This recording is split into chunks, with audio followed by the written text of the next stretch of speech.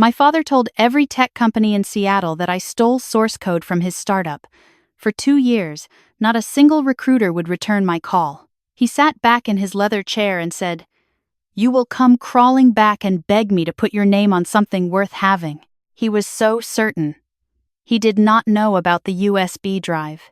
I graduated at the top of my class at Carnegie Mellon with a 3.94 gigapascals in computer science and a thesis my advisor submitted to 3 academic journals. I had internship offers before I walked across the stage. I had a future that felt wide open, the kind that makes you stupid with hope. None of that mattered once my father decided I was a threat rather than a daughter. Let me tell you about the interview I almost did not go to, and the woman who made it possible from 400 miles away and 2 years in the ground. I was sitting in the lobby of Vantage Systems on a Tuesday in October, holding my portfolio on my lap like a shield, when the receptionist smiled at me and said, "Miss Callahan, they are ready for you." My hands were steady. My hands had not always been steady. The man who walked me back to the conference room leaned close before he opened the door and said quietly, "Dr. Hartwell asked me to tell you something. He said your grandmother was right about you." Then he stepped aside and let me in. I had not heard my grandmother's name spoken out loud in almost 2 years. Standing in that doorway, I understood that she had been working even after she was gone, that the hands I had held in that hospice room had still been building something for me. But to understand what she built, and why she built it, I need to take you back to the family that made me and nearly finished me.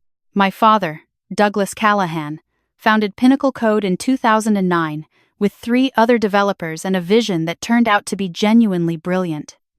Within 5 years, the company was worth $40 million.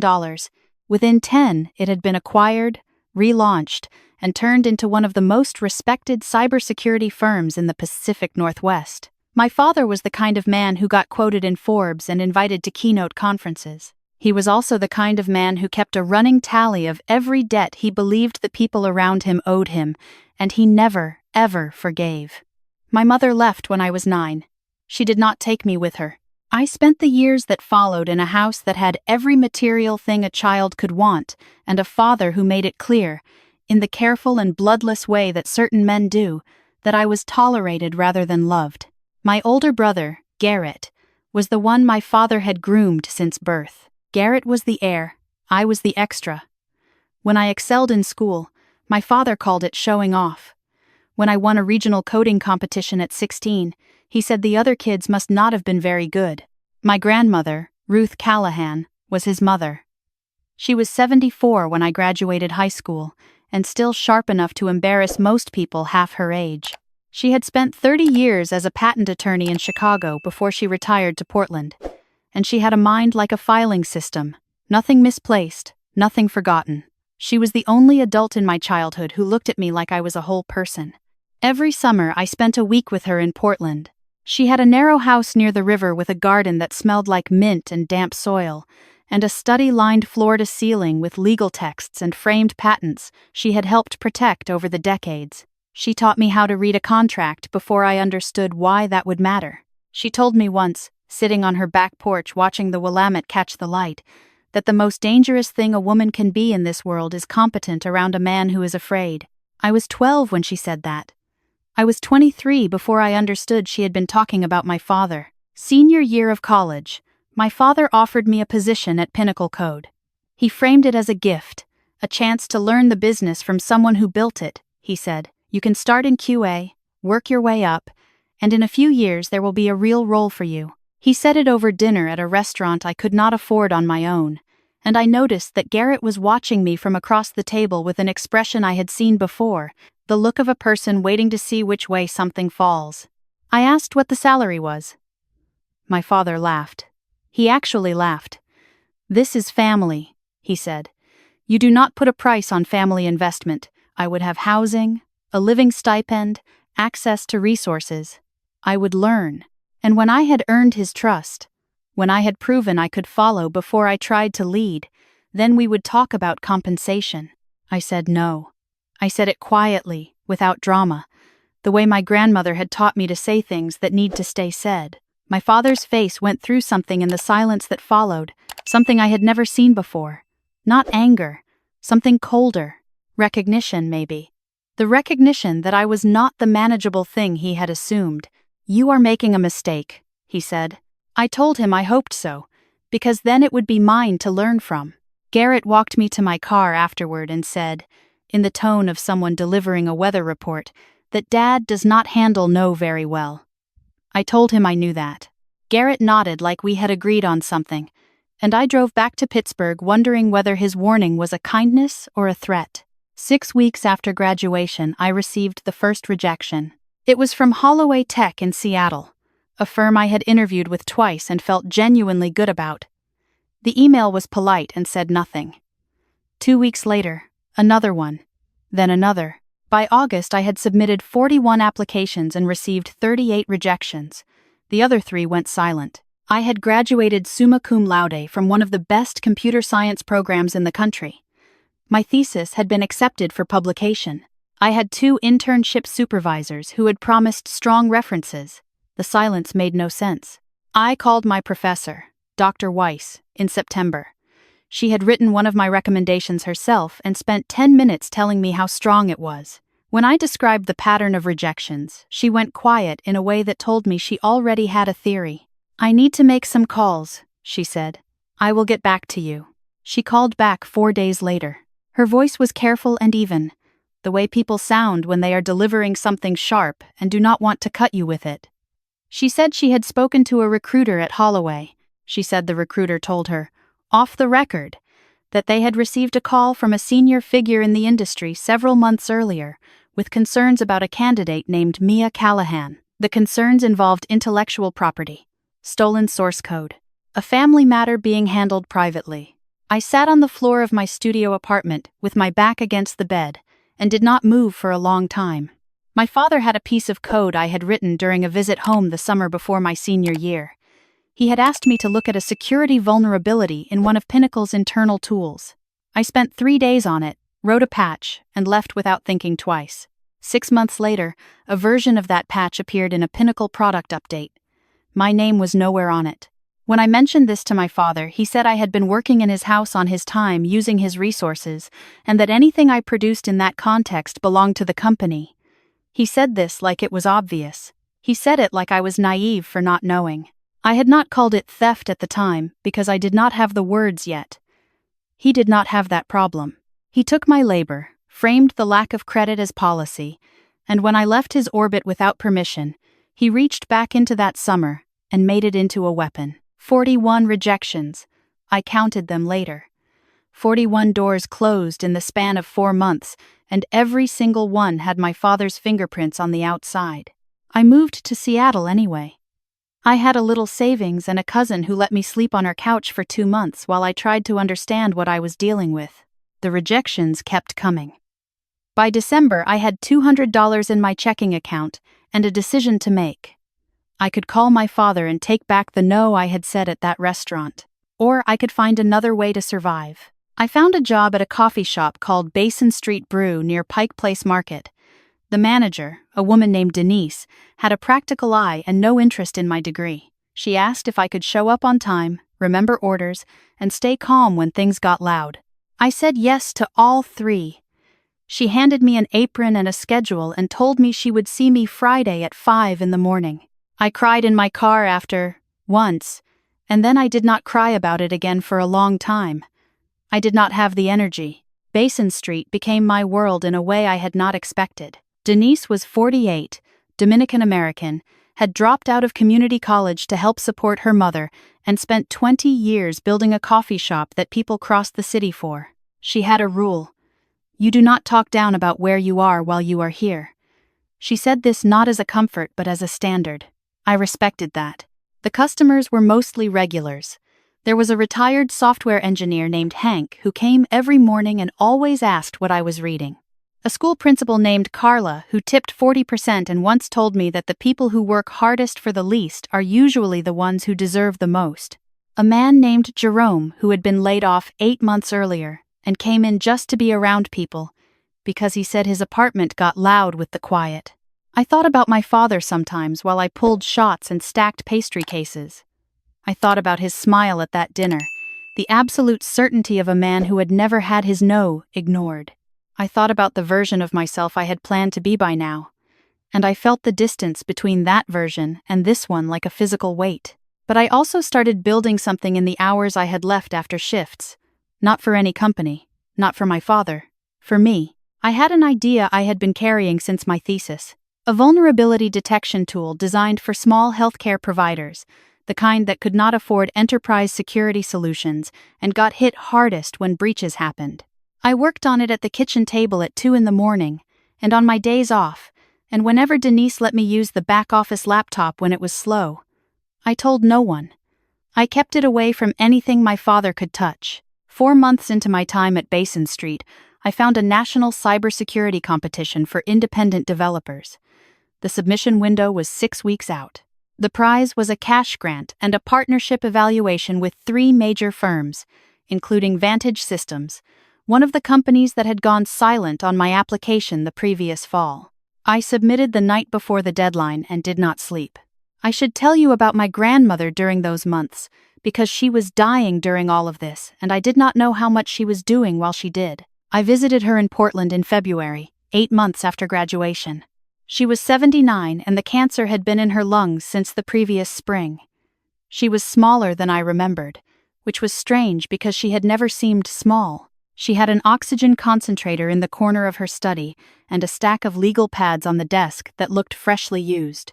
We sat in the kitchen and she made tea and looked at me for a long time before she said anything. "You look like someone who has been carrying something heavy alone," she said.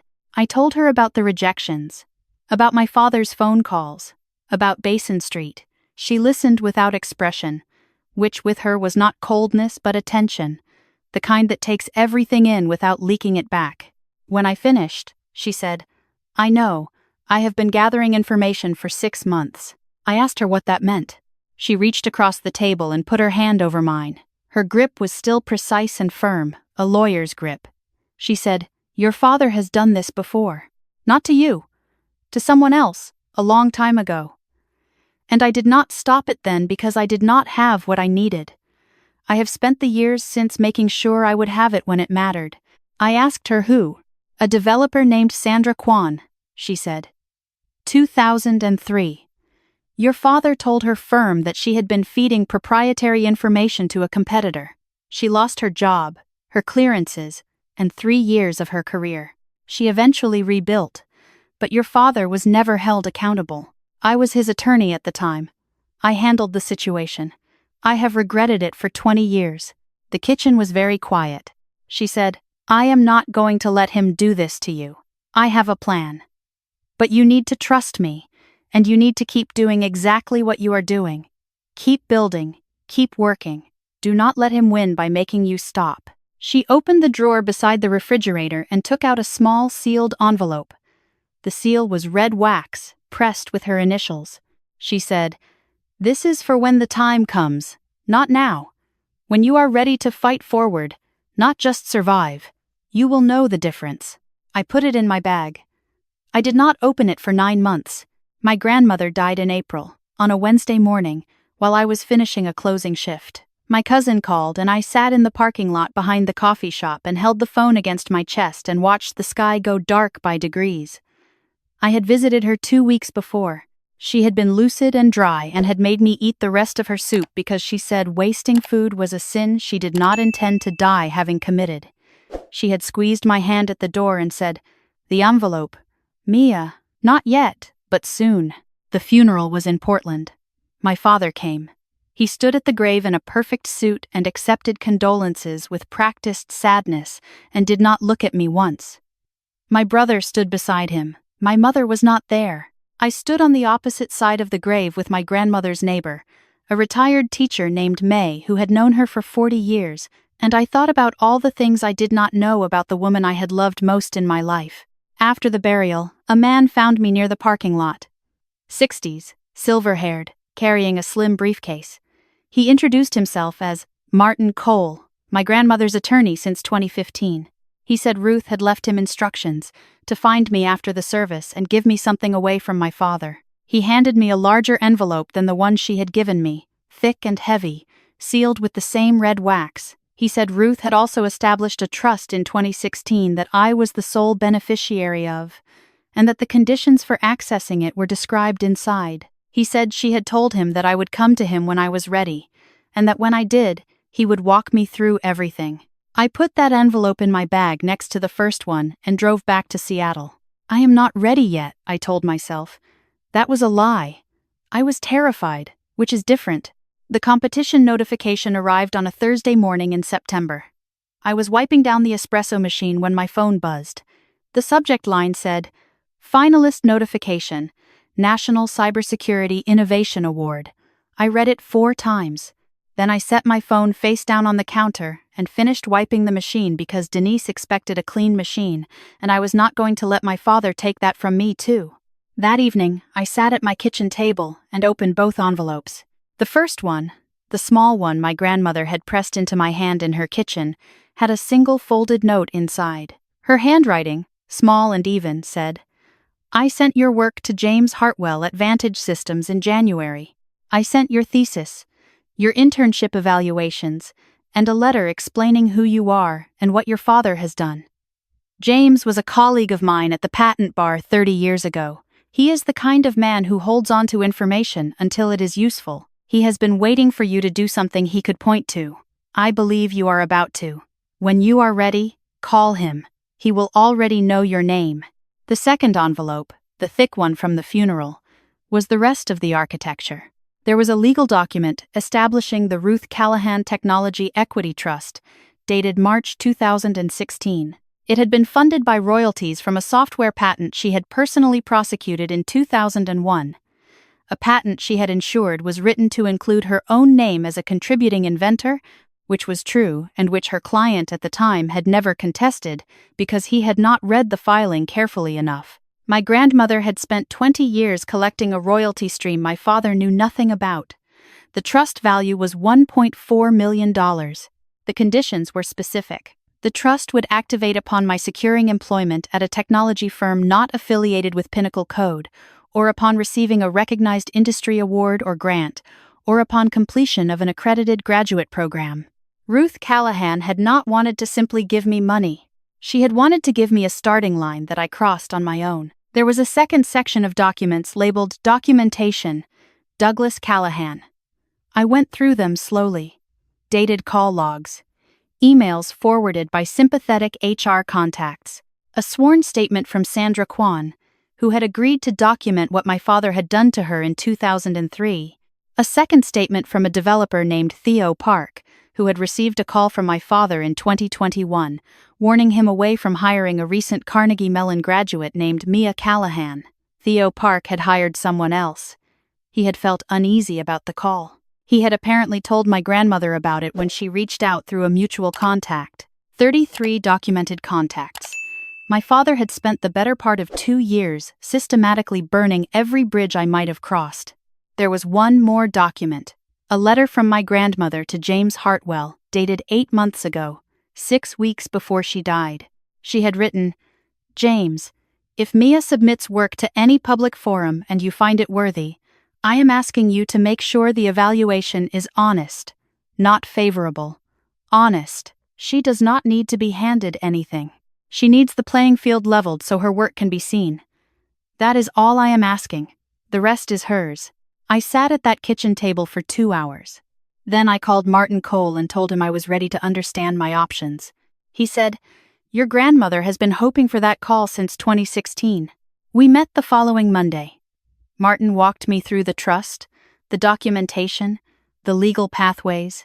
He explained that the documented calls constituted tortious interference with business relations, that Sandra Kwan's statement opened the door to a pattern of conduct argument, that the sworn statement from Theo Park alone was grounds for a civil suit. He explained it carefully, the way my grandmother would have, without theater. He also said, Ruth was very clear about one thing.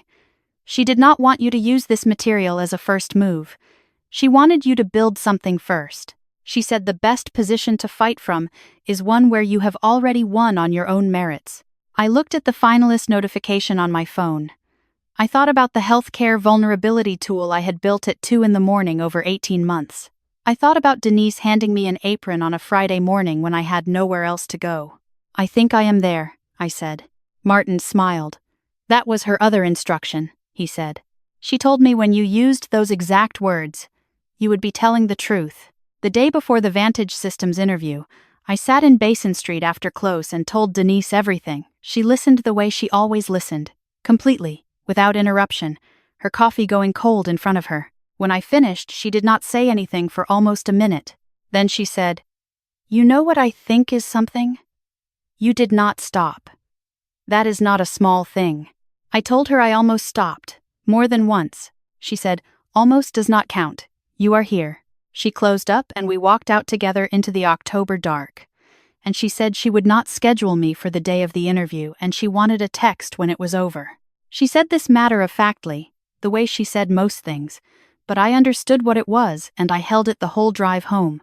The Vantage Systems building was 40 stories of glass in the South Lake Union neighborhood, the kind of structure that announces its own seriousness. I arrived 22 minutes early and sat in the lobby watching people move through it, the particular purposefulness of a place where difficult problems were being solved. I wanted to be in rooms like this. I had always wanted to be in rooms like this. My father had spent 2 years telling every gatekeeper in the city that I did not belong.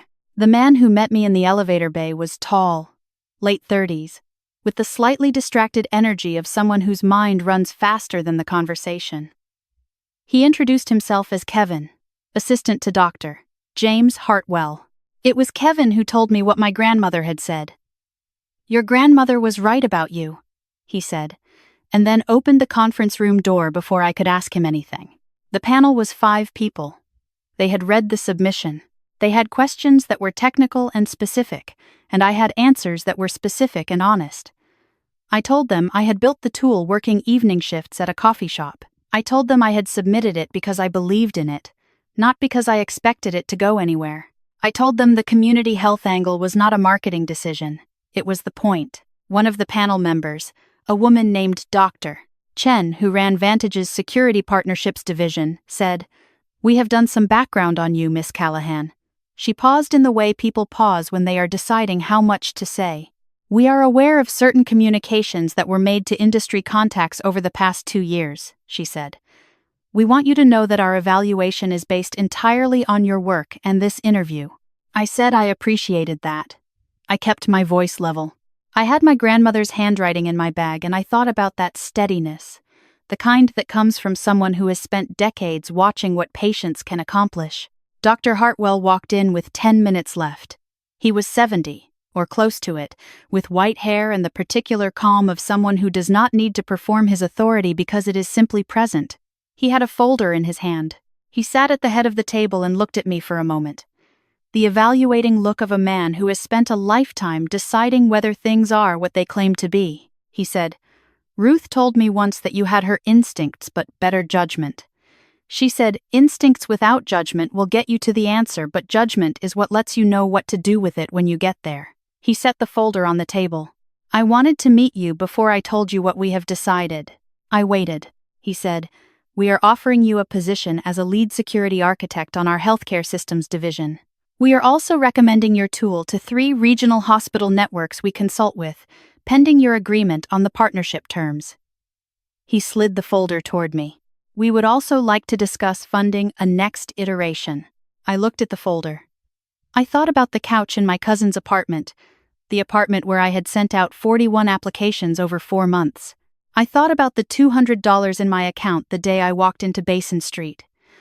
I thought about the evening I sat in my car and cried once and told myself that was the last time. I said, "I accept." The next 3 weeks moved fast. Martin filed the initial documentation with a civil litigation attorney he trusted. The attorney, a sharp woman named Priya Anand, told me the tortious interference case was strong. She said with the Theo Park statement and the pattern established by 33 documented contacts, my father was looking at substantial exposure. She said we had options ranging from a quiet settlement to full public litigation, and I should think carefully about what I wanted the outcome to look like. I thought about Sandra Kwan, who had spent 3 years rebuilding after my father took a wrecking ball to her reputation because he could. I thought about the developers my father might call next, the next person who graduated and said no and became a target. I thought about what quiet settlement protected. I told Priya I wanted the full record made available as part of any resolution. She said, "That is going to be uncomfortable for your father." I said, "I know. My father found out about the Vantage position before I told him. He called me on a Thursday. His voice had the controlled quality I recognized from childhood, the tightness that meant something had gone wrong in his plans.